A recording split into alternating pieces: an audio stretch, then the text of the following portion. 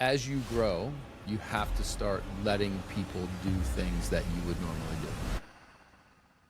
So you were a classroom teacher for a bit, and then we were just talking about being a sales engineer. What did you get out of being a sales engineer that has helped you in the current business? Long story short, I went from being a teacher to Oracle, and 2 years and a day later, I left.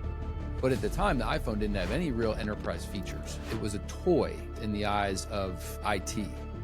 I say this all the time. I think my team is tired of me saying it, but what got us here won't get us there.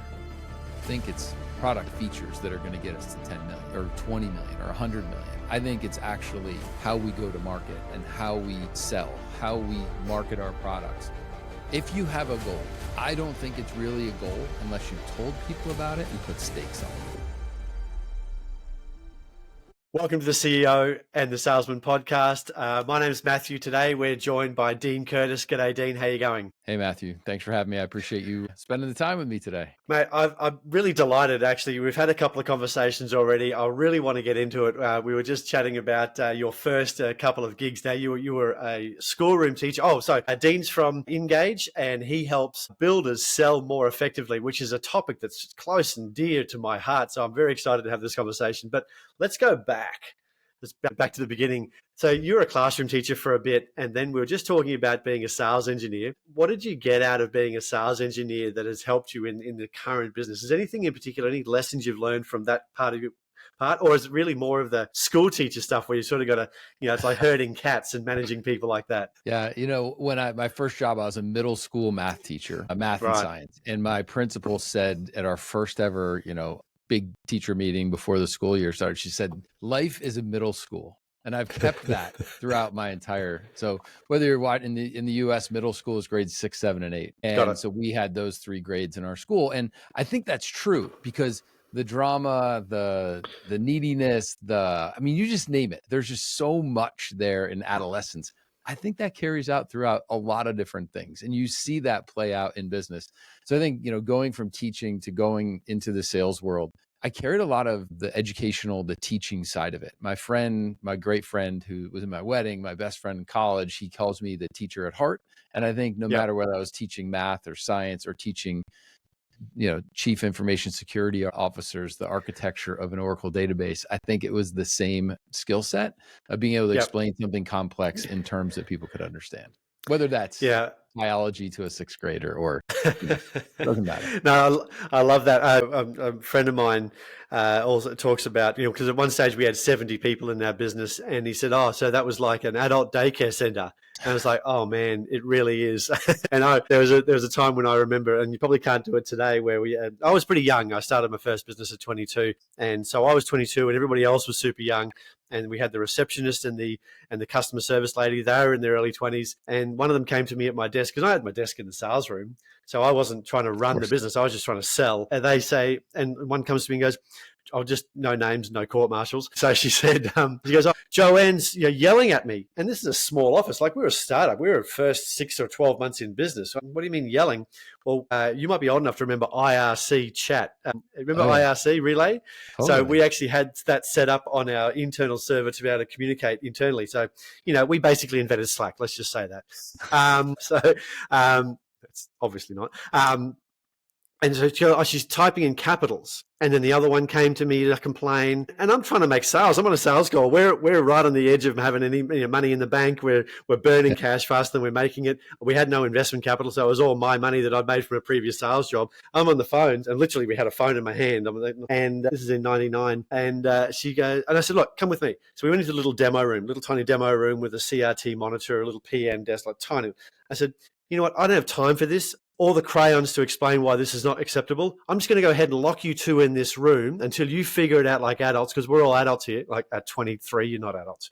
We're all adults here. I'm going to lock you in this room, and you can call me from the internal phone to tell me that you've grown up and you've decided to put this stuff to bed. Boom, I clocked the door.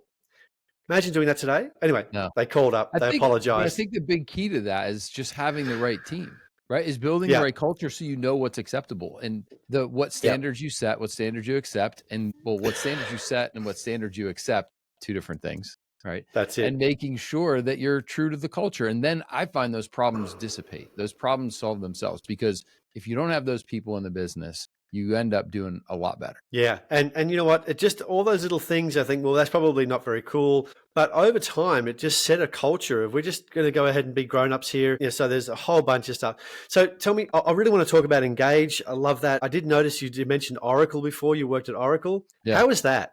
Because that was a few years ago. That was like 20 something, 20, Oh, it was a some long many time years ago. So Yeah. long story short, I went from being a teacher to Oracle, and I joined through what we used to call the Scholar Program. So recent college graduates teach you a skill, and you would either go into two different areas within the company. You would either go into sales consulting or you would go into consulting. So you'd be a database consultant or something going on and doing Oracle installs, or you'd be part of the sales team explaining how all the technology works. So I had a period of time. So they trained me for 6 months, intense, 12 plus hours a day, wearing a suit in the office. Like, Love what is it. that? Right. Yep. But it was the Oracle culture. That's what you did. Sure. I can't remember the exact time frame, but I think I owed them 2 years after, it was like a contractual thing. I would have to pay back what I made during that 6 months. 2 years and a day later, I left. Right. I Okay. found Got it. I found another opportunity. I will tell you this. I'm very thankful for my time at Oracle. It just wasn't a cultural fit for me. It just didn't fit. And I wanted to find a place to go. And I found a much smaller company, IntelliSync. I don't know if you ever heard of IntelliSync, but if you No. ever had a BlackBerry or a Palm and you synced it with Yep. Lotus Notes or Outlook, that was our Yes. software at IntelliSync. There you go. Okay. Yeah. Very cool. So that's what it was. Oracle was great. I loved it. Very formative in my tech journey. Thankful for that time, because what it did, it actually introduced me to mobile technology. So I was in a small group within Oracle focused on mobile databases. So imagine these big Oracle databases syncing with Palm Pilots back in the day. Yeah, and it gave me that trajectory to get into the mobile space. So from there, I went to IntelliSync, to Palm, to Apple. And it was like that whole mobile, as the mobile curve went, I kind of rode that wave up. I remember reading a book on Larry Ellison, and it was titled "The Difference Between God and Larry Ellison is God Doesn't Think He's Larry Ellison." And that was and what was interesting about that book is that very early on, well, as far as the book was concerned, they were a sales organization that had technology, not a technology organization. Yes. And that differentiation in 20, 30 years later, after they realized that, I'm still teaching that to tech businesses all the time, that the moment, and in podcasts like this, I'm talking to successful entrepreneurs like yourself, Dean, and often they will tell me of the moment in which they decided to stop focusing on just product and having the most number of features and the coolest whizzy tech and the fastest feeds and speeds, and they've shifted focus from being a tech business to a sales business. That's when the actual journey happened. That's when the inflection point of success. So does that align with you? But you've already always been in sales, right? Aligned close to sales. Yeah, my journey was through the sales organization. So being that technical buddy to the sales team, and helping them and helping the customer really understand the ins and outs. I think the secret skill that I always had was being able to wear a suit and communicate at that high level with an executive while maintaining credibility as a technical expert within that journey, and not being too nerdy where I would shut the room off. And I think it's a special skill to have, but it really served me well in understanding business, because I was always looking at technology and the intersection of technology and business. So it wasn't just, hey, this is how a transaction maps its way through the Oracle database. It's like, why would that person care about the efficiency of how transactions are processed in an Oracle database? Once upon a time, I could tell you why. I couldn't tell you that anymore. But it's that, I think, that helped me really understand business and then move through different places to get where I am today. Fantastic. I love that. So many times I've had to write scripts for sales engineers, and because I've sat in rooms with a sales engineer who's just so excited about the features, but you can just see the customers, the soul leaving their body. They just start to tip over. So I love that you've been getting that baseline from Oracle and from your other roles. That's cool. So moving forward, I just want to talk about, I mean, you've worked for some of the biggest players in the world, and what is you spent how many years? 8 years at Apple? 8 years at Apple. Yep. Yeah, right. What did you get up to there, and what have you taken from that organization? Yeah, so like that mobile journey really was instrumental in getting me to Apple. So I was at Palm at the time. If everybody remembers, the Palm Trio was competing with the BlackBerry, wireless email, hardwired keyboards on these mobile phones. It was the the revolution at the time. But BlackBerry Oh, was the amazing. 900-pound gorilla in the industry. Apple was on the iPhone 3, and Apple hired away the majority of my team, the team that I worked on at Palm, who was focused on bringing the Palm to business through the carrier channels. So Verizon, AT&T here in the US. And they went, and I was left behind, and I was like, wow, where'd they go? And they went to Apple. It's like, oh, cool, that's interesting. But at the time, the iPhone didn't have any real enterprise features. It was a toy in the eyes of IT at the time. Nobody serious in business had an Apple because there was all No, this scare about security and Blackberries. I think I had a 100%. HTC Flip at one stage. You know, the There one where you you go. slide the keyboard up and you had the Ah, underneath it. Yeah, so you were living large. So living, living large. it got to the point though where Apple was introducing some technology that was core, and that was my Yep, skill, right?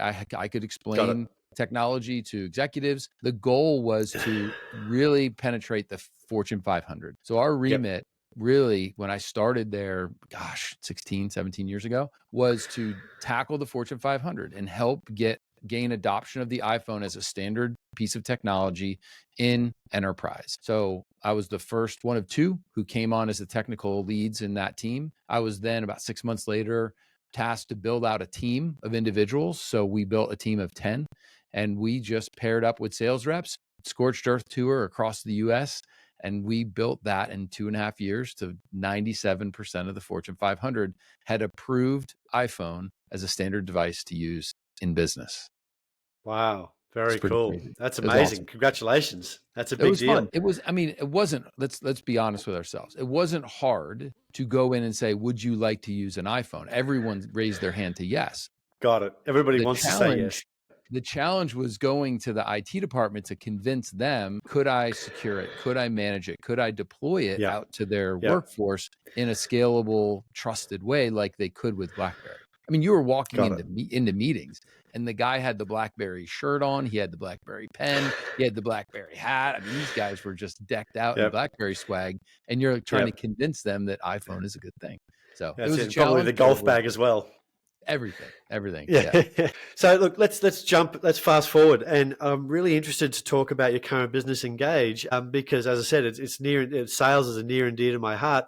How did you go? So you said you had an agency before Engaged. Can you just talk to me about how you went? So was that a type of agency? Was that a consulting agency? So just talk to me a bit about that, please. Yeah, sure. So in the last year at Apple, we built a partner program. And one of the partners in that program was the company I work for now. And Right. at the time, they were pretty much a digital agency making custom interactive apps for the iPad for big business. So Apple, Johnson and Johnson, Yep. Genentech, a lot of pharma companies. Think about anyone who had the need to go in and capture someone's attention in a very short period of time, sell them something, and then move on.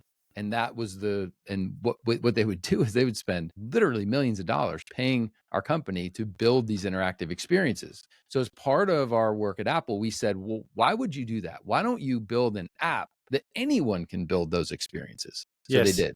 And then they brought me Got and it. another one of my colleagues from Apple over. He was a technology lead, so he ran engineering. I came over to run the go-to-market strategy. And we basically said, we're going to take this agency, we're going to make it a software company. And that's what we did. So we he did a great job building the software, and then we had to go to market, and here we are. So how did you come up with the idea to help builders sell more successfully to homeowners? Like any good success story, they came to us and we were like, wow, that's great. We have a customer. So we were trying all different verticals. We tried the beauty market. We tried multi-level marketing. So think about someone like an Mary Kay rep.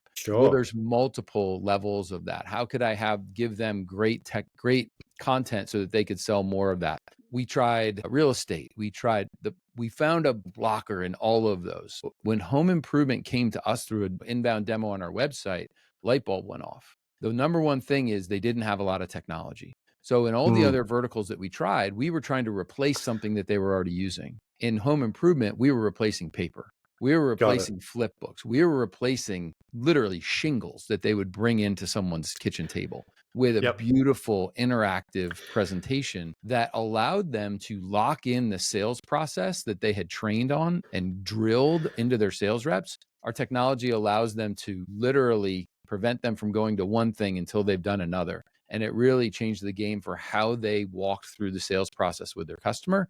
It was beautiful. It was interactive, and they could track how people were doing it without going in the home with them. So before we knew it, we had one customer. They introduced us to 10 more. They introduced us to some building product manufacturers who we built content for.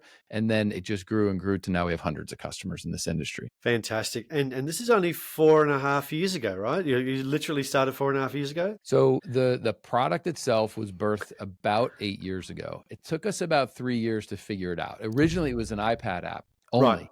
And then we quickly figured out not everyone wants to build content on an iPad. They didn't have their images, they didn't have their videos. So we built a desktop app as well. And really the change was finding that product market fit in home improvement gave us the confidence to say, you know what, we're going to focus on this. So we started listening to those customers, building out the feature set. And that's where we really were able to. And that was about 5 years ago. Got it. And now you're pushing almost your next milestone is about $10 million in recurring revenue, right? That's our goal. Yep. So by the end of this year, we believe we'll be at $10 million in recurring revenue. That's an extraordinary growth curve. And I'd love to talk to you about what have you learned? What have you taken away from, what are the things or mindset changes you had to make as you broke those sort of invisible barriers of 1 and 4 and 7, those sort of, and what have you had to go through, and what are the biggest lessons you've learned across that journey? Yeah, I think the diversification of lead source. So number one, our first probably 50 customers were all referral. Yep. And then we had to find, all right, referrals, and we still get great referral business because our customers are very loyal. The LTV is great on our product. All of those things are incredible. But eventually you need to find other places to find these people. You got to find where they hang out. They only have so many friends. So and it's hard to scale referral, right? Okay, cool. We want to double referrals or triple referrals. Yeah. Yeah. Well, and also it's a very competitive market. If you install roofs in Sydney and there's 3 of your friends also install roofs in Sydney, you're not going to tell them because they're your competition. This is your competitive advantage, right? You might tell somebody up in the Gold Coast, or you might tell somebody over in Brisbane, but you're not going to tell them if they're in your market, right? So there's limits to the referral side of it. So then we had to find out where they hung out. We found that this is an industry that really goes to conferences. So conferences were huge for us. And so that was a second referral engine. The third one was the building product manufacturers. So you can't install a roof if you don't have shingles. So all the contractors that we sell to are paired up pretty much with some of the major manufacturers. So one of our first 12 customers, they said, wait, we're all installing Kohler walk-in bath. Why are we each building these pages in our presentation? Could you go talk to Kohler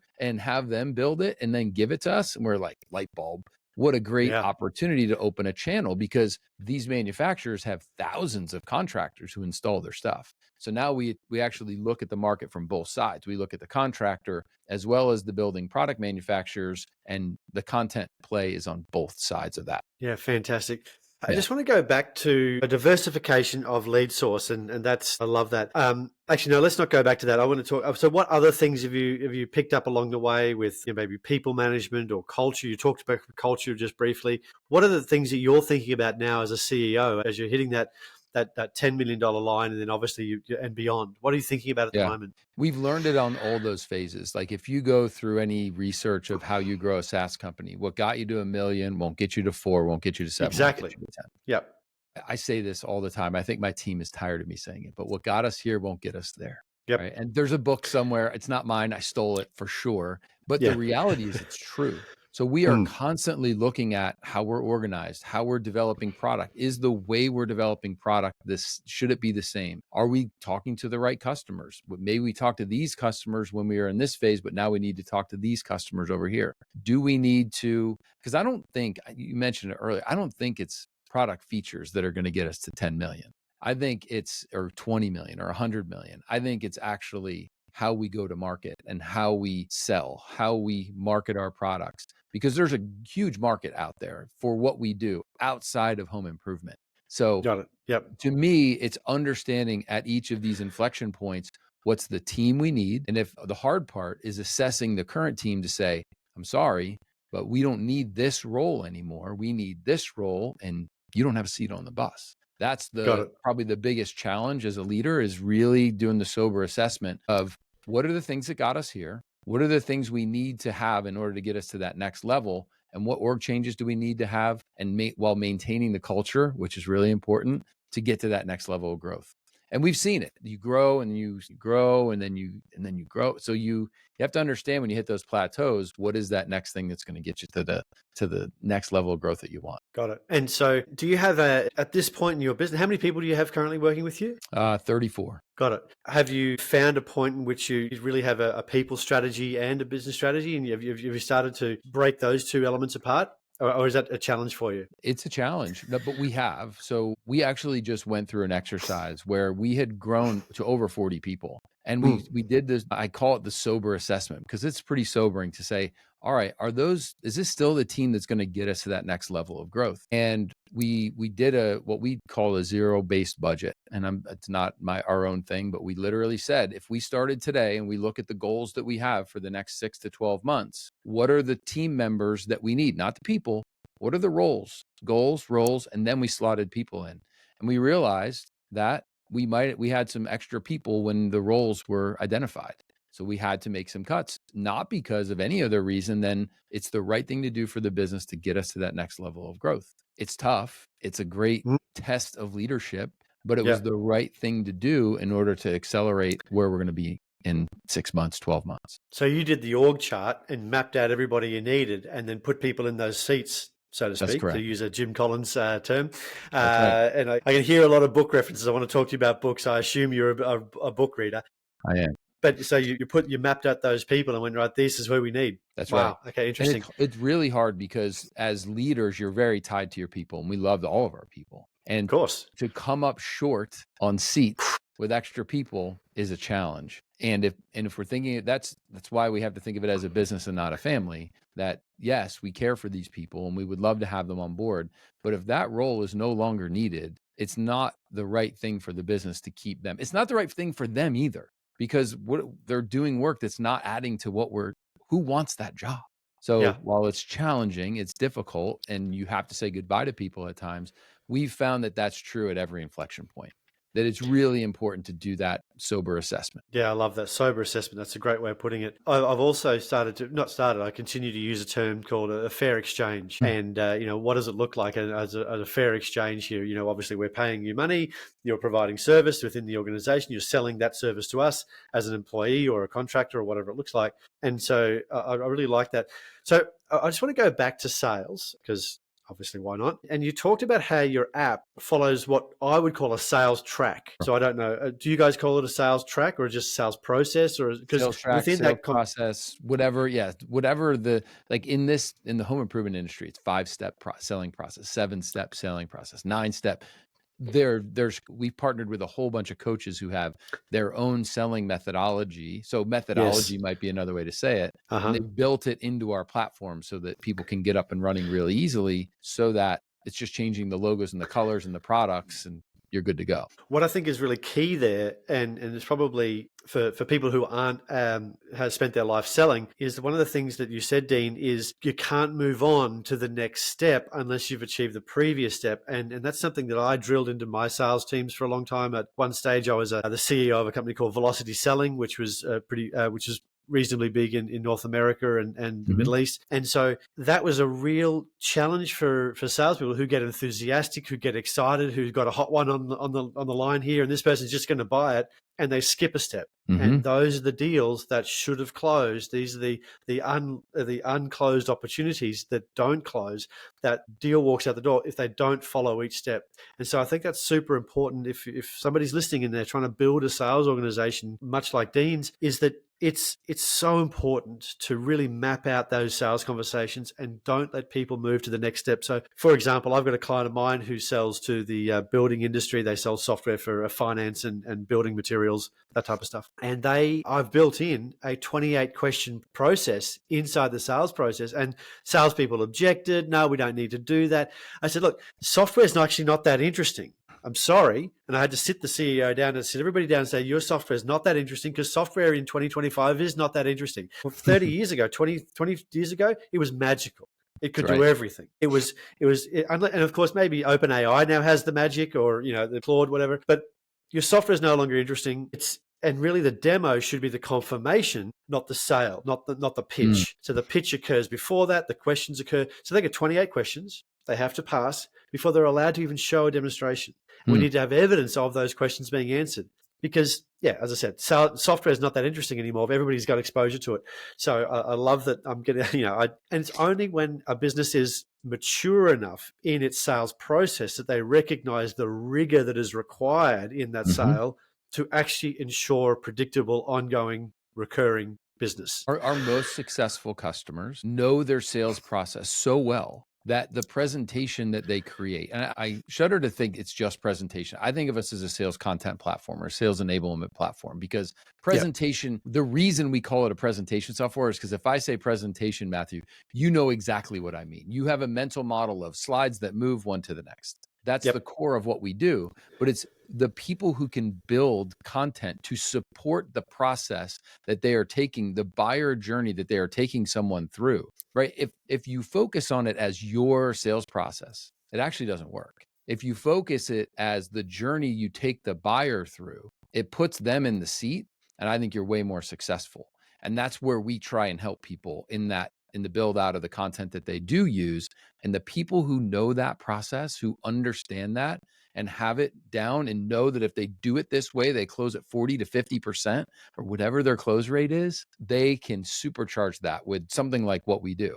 And those that don't struggle, they would struggle Yep. whether they were using, paper and pencil, because they don't have that sales process. The sales process. We're preaching to the choir. I love that so much, and I hope the people who are listening to this, who are in that journey of trying to really accelerate their sales, understand the value and power, because you've got a lot of as a whether you're selling home renovations or managed services or or an ERP system to a $50 million company, so you have so much context as a salesperson, as a business owner, as an entrepreneur. You have so much context that if you don't take your buyer along that journey and have them understand the context that exists, then they're not going to have the information to make an informed decision that you're the best supplier. That's right. And therefore they're going to be left in I'll call you later, I don't know, I got to talk to the boss or the astrologist or my dog or whoever. And they don't have enough confidence, because sales is about building trust and then transferring that trust. And that trust comes from context. Right. And that context takes from perfectly what you said. It's about making sure that there's an understanding and appreciation of the context that allows them to move to the next slide, next point, next question, do a demo, sign on the dotted line, so to speak. Totally. So in our sales process, we have a similar discovery where there's a lot of questions that people that we ask. The reason we ask them is because I don't want our sales rep showing more than 3 core features of our product. Trust me, we have way more than 3. But if I do a great discovery, I am going to be able to show you the 3 things that most likely are going to be enough for you to say, I want to go to the next step. Maybe you'll show them some more after that. But if I can't show 3 things that actually solve pain and problem within your business, we're probably not a fit. That's totally fine. Let's move on. But it's that discovery that tells me what to show. If I, excuse the vulgarity, show up and throw up a demo of a feature, a tour, like that's not what a demo is. A demo is, let me show you how your pain is solved with what I'm selling. It doesn't matter whether it's managed services or software. Yep. Yeah. Oh, I love that. So we call that, sell today, educate tomorrow. And it's exactly so what's your problem? So, I try to talk in stories to try to help engage with salespeople, because, we, as a salesperson, have a short attention span. And if I'm not talking, it's not interesting. So what I say to these people is, look, if you go to the emergency room with a broken arm, this is your customer coming to you with a problem. Don't talk to them about diet and exercise and getting more sunshine. Fix the broken arm. That's right. So even though you can provide them with great ideas around the right multivitamin to take, or the diet and exercise and the right protein balance and macros, that's all fine. But let's solve the problem first. Let's get the broken arm out the way, because that's what they're most interested in. They've got their problem, solve that problem. So we sell today, educate tomorrow. Does this solve the problem? Great, let's go. And then the great thing is at the customer delivery function, you can say to the customer, good news, you're so smart. You obviously wouldn't say this like this, but you are some version of, congratulations, you've got this product that solves your problem. Now look at all these other cool stuff you can do. And the person, and because there's buyer's remorse, and then there's also cooling off periods here in Australia. There's a whole range of things that people can pull out of a sale or not renew if they feel really smart after the sale, because obviously they make a purchase decision. They're a little bit nervous, but they feel good and smart, and they've done the right thing. If they continue to get more features along the way and they continue to discover, they get their ego stroked, and they get buoyed more and more as they Yeah. go along. So I love that. 3 features only. So great. Love that. Yeah. So tell me, what else? What else can you share about your sales process? I think what's really, really important is to help the customer understand that technology alone is not going to solve their problem. They have to have an Love it. absolute plan for adopting new technology. When customers churn, which is inevitable in the SaaS world, number one reason for churn is lack of adoption. And usually it's because they really did not have a solid plan going in. Part of our discovery is to ask about, how do you deploy technology? A lot of people just look at each other in the room. They're like, is it Jim's job? Is it Fred's job? Is it Sally's job? And it's like, whose job? They're a building renovation company. We don't. That's right. So the thing is, we need to help them set realistic expectations for technology adoption, because that is huge. And not just adoption, it's tracking usage. How do you know someone's getting the value? Like, I don't want someone to use our software if they're not getting value out of it. Why would I want that? You're not a happy customer. But if they go in without a plan, they're destined to have a hard time. Yeah, I love that. And so how do you then coach them on having let's say a building company comes to you and they don't have a plan because they're a building company. They're not a technology business. They probably they might not even have an IT department. They have a cousin who can tell you to switch it off and on again. So how do you coach them to create an adoption process? Yeah, so we have a customer success team who goes through a very thorough plan with them to go through the steps of what we call boot camp. Let's get started. Then we have a build and ship phase, which is let's build some content and ship it out and teach people how to use it.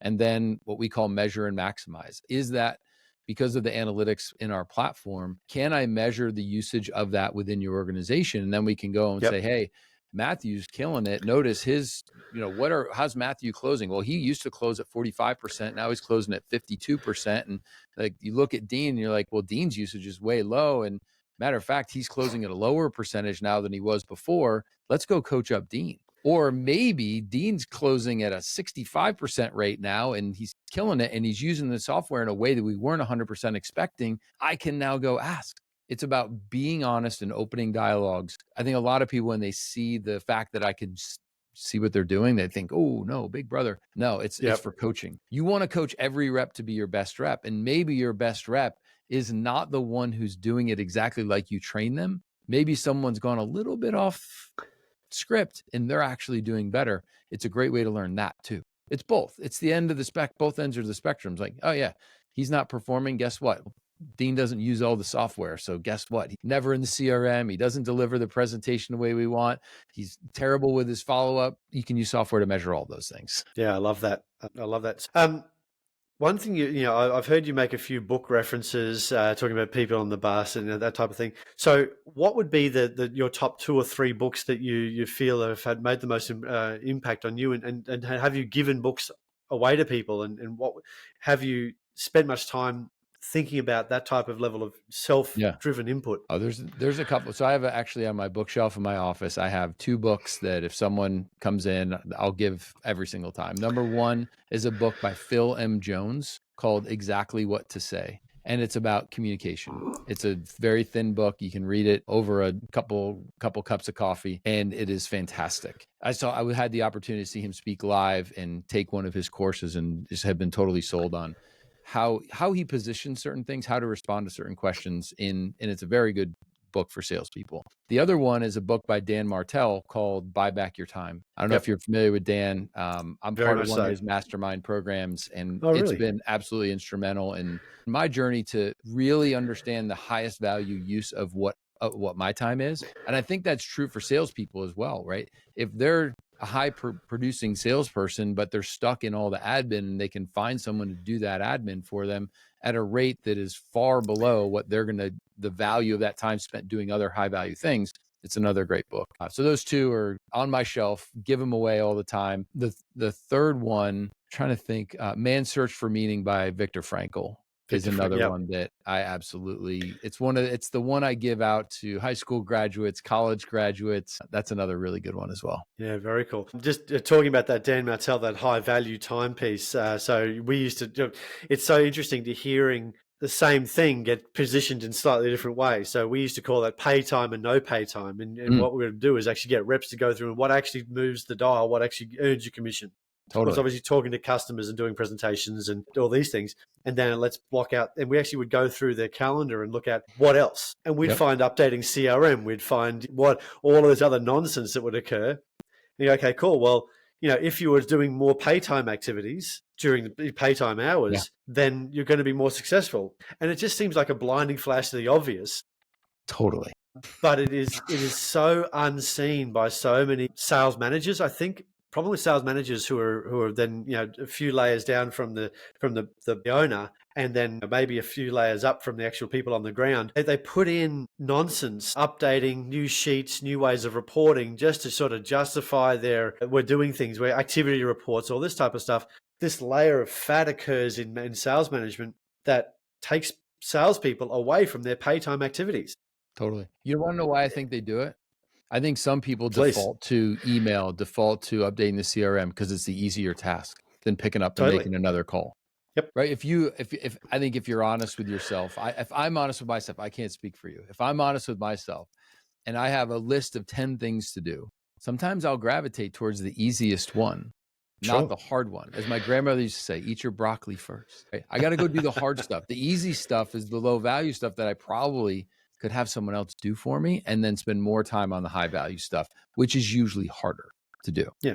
Well, humans are effort avoiding species. I mean, we didn't invent the car because we like jogging, So the whole point. Well, we're effort avoiding species.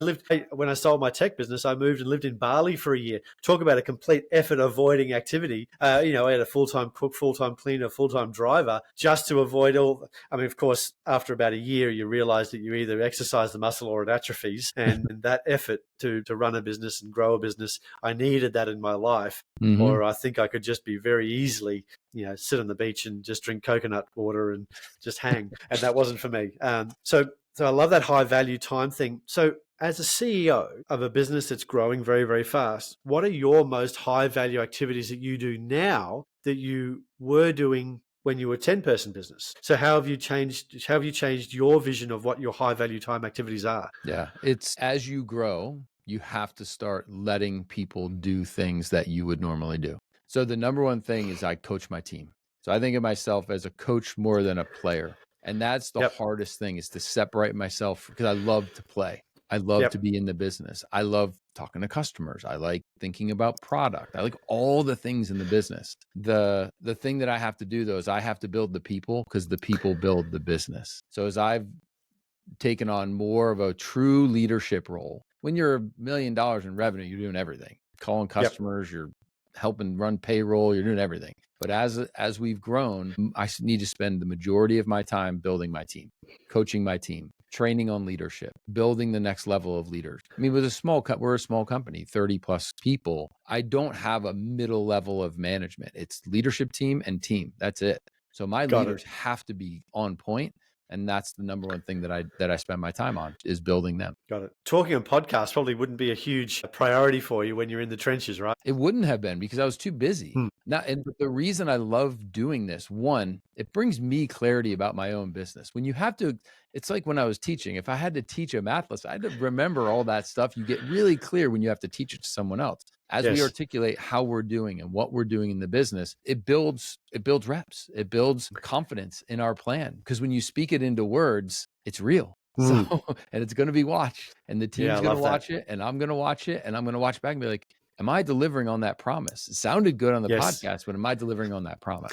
Yeah, you got to speak it into existence. It's sort of like our move to the US. So we were thinking about moving to the US. So we're about 40 days from now. And so back when in New York a year and a half ago, I said, I want to be part of this. This is, I think I might have mentioned in our early conversation, too many of my songs of my youth have said, if you can make it here, you can make it anywhere. I sort of took that as a personal challenge. So let's see, talk to me in a year. If I'm on the street, we got issues. So, But there was a time, we thought about it for a year, looked at property and how would we do this and what type of structure would we need and blah, blah, blah. It was all a bit of an idea. And then I went, you know what, we're doing it. My wife's very much an operations person. She's don't tell anybody you're doing anything until it's done, because what if the 1% thing happens and it's not able to be done? And it just creates, she doesn't like that pressure and she just wants to show up and have stuff done. Whereas I'm more of a blue sky, we'll make things. And so I started mentioning it to people at school. And then people went up to her and said, "Oh, so I hear you're moving to the States." And she's like, and so she came home and said, "Well, now we've got to do it." And so I just, the more people I was told, the more real it became, and I sort of spoke it into existence. And that is, she's amazing. All the logistics and dealing with the IRS, and who have been wonderful and charming. Funnily enough, I've been lucky, but I've been speaking to some really great people. We've solved a lot of problems along the way. But all of that paperwork and procedure and structure and timing, I'm so grateful that she's doing all that. So yeah, look, it's speaking into existence. And what you were talking about there is you've sort of, I had a picture in my mind as, rather than playing in the orchestra, you've had to turn your back on the audience and be the conductor. So you can actually manage the orchestra. I love music. So rather than you being a musician, you're now the conductor, and so you had to face the team and face them and help them get the best out of them. And that's a nice, yeah, cool. Hey, look, Dean, I've just looked at the time. I think we could talk for hours, but we got to keep going here. I know you've got a busy. It's the last thing you got to do before you're off on your 4th of July holiday. Really appreciate your time. Is there any last thought, any advice you might want to give to business leaders who are looking to make that sort of scale as quickly as you have over the last couple of years? Any sort of sound bites or thoughts you might want to share with them? Yeah, I actually want to pull on the thread that you were just talking about. If you have a goal, I don't think it's really a goal unless you've told people about it and put stakes on it. So if it's just a piece, some words on a page, doesn't matter.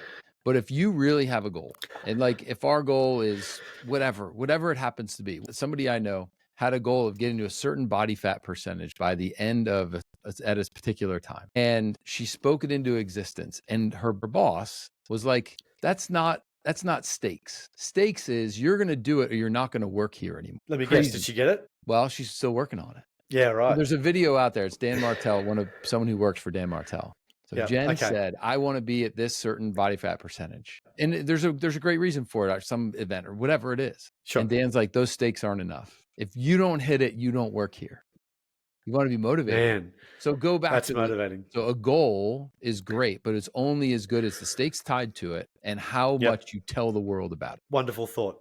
Dean, really enjoyed our conversation today. Thank you so much. Hopefully I can buy you a beer or a I see you look like a fit man. Maybe it's a glass of water when I get there, but because you're only going to be like 25, 30 minutes down the road from me, right? That's right. When you get to I'll be in Princeton. We'll definitely connect. Excellent. All right. Thanks very much. Talk to you soon. Thanks, Bye for Matthew. now. All right. Just